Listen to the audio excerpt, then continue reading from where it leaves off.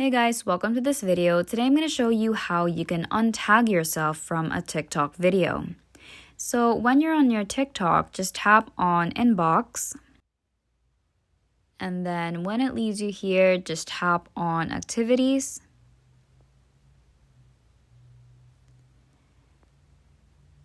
And tap on the video that you've been tagged in. Once you're there, as you can see here at the bottom, beside the username of your friend who tagged you is a person icon with your username. So just tap on that. And then when this pops up, just tap on remove tag.